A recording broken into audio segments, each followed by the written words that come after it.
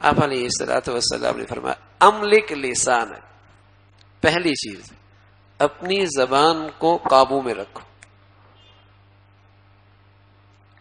صحیح غلط کی تمیز کوئی نہیں، اچھے برے کا فرق پتہ کوئی نہیں ہے، کون صحیح کون غلط، بلا وجہ طنز تنقید کرنے کا کیا فائدہ؟ اچھائی بری کی تمیز مٹ گئی تو بلا وجہ بدگمانی کیوں کر رہے ہو؟ ارے میاں تم زبان سے خاموش رہو گے، تم سے پوچھ نہیں ہوگی نا، زبان بول دیا، کل قیامت میں ان بولوں پر پوچھ ہو گئی تو؟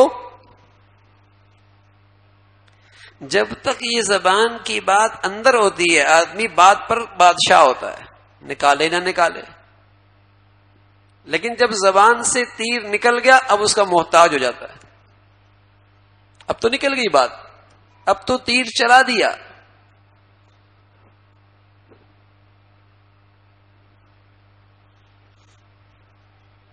ایک شخص رسول اللہ صلی اللہ علیہ وسلم کی خدمت میں آ کے یا رسول اللہ مجھے کوئی نصیحت فرمائے، اور فرمایا وَلَا تُكَلِّمْ بِكَلَامٍ تَعْذَرُ مِنْهُ غَدًا، بھئی ایسی بات زبان سے نکالتی کیوں کل معذرت کرنی پڑے، دنیا میں یا آخرت میں؟ سوچ لو نا میاں، تم سے تو پوچھ ہی نہیں ہوگی اس کے بارے میں جس پہ تم بحث کر رہے ہو اور جس پہ تم تبصرہ کر رہے ہو، تم سے تو پوچھ نہیں ہوگی، جس پہ تم تنقید کر رہے ہو، جس کی تم پیٹھ پیچھے غیبت کر رہے ہو، تمہیں تو اس کا کوئی واسطہ ہی کوئی نہیں، تم سے سوال کوئی نہیں ہونا، نہ اس سے تمہارے دین میں فرق آ رہا نہ دنیا میں فرق آ رہا، تم کیوں زبان چلا رہے ہو؟ لیکن یہ بری عادت رچی بسی ہوئی ہے، کرنا ورنہ کچھ نہیں، تبصرے تجزیے ایسے کہ آئندہ کرسی اسی کے لیے، الامان والحفیظ۔ زبان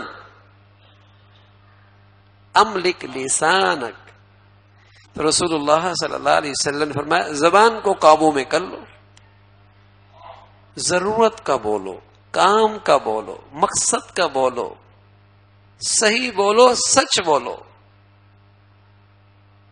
املک من صمت نجا، رسول اللہ صلی اللہ علیہ وسلم جو خاموش رہا نجات پا گیا۔ بولنے پہ شرمندگی اٹھانی پڑتی ہے، خاموش رہنے پہ شرمندگی نہیں اٹھانی پڑتی، بولنے پہ شرمندگی اٹھانی پڑتی، خاموش رہنے پر نہیں، خاموش رہو۔ تو رسول اللہ صلی اللہ علیہ وسلم نے فرمایا فتنے کے دور میں عافیت کی شکل کس میں ہے؟ املک لسان، زبان کو قابو میں رکھو، بس مشق ہو جائے اس پہ بھائی۔ ہمارے گناہوں کا بہت بڑا حصہ یا آنکھوں کا ہے یا زبان کا ہے۔ میں یہ ان حضرات کی بات کر رہا ہوں جو کسی درجے عبادت سے دین سے جڑے ہوئے ہیں کہ ان کے گناہوں کا بہت بڑا حصہ یا آنکھ کے راستے سے ہوتا ہے یا زبان کے راستے سے ہوتا ہے۔ فتنہ ہے فتنہ۔ تو رسول اللہ صلی اللہ علیہ وسلم نے فرمایا املک لسانک، اپنی زبان کو قابو میں کر لو، املک لسانک، احتیاط سے اسے استعمال کرو۔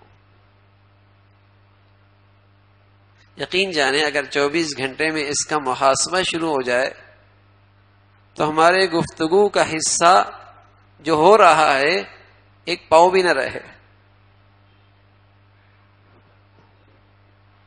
3 حصے فضول، بے مقصد۔ اگر اس زبان سے گناہ کی بات نہ بھی کرے تو قرآن نے یہ بتایا ہے کہ نہ بھی کرے لیکن فضول بولتا رہے تب بھی نیکیوں کا نور باقی نہیں رہے گا۔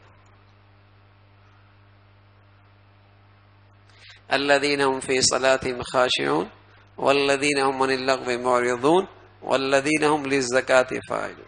قرآن میں 10 جگہ نماز کے ساتھ زکوٰۃ کا تذکرہ ہے، دونوں کی عظمت اہمیت بتلانے کے لیے. لیکن یہاں اللہ میاں نے کیا کیا کہ نماز کے بعد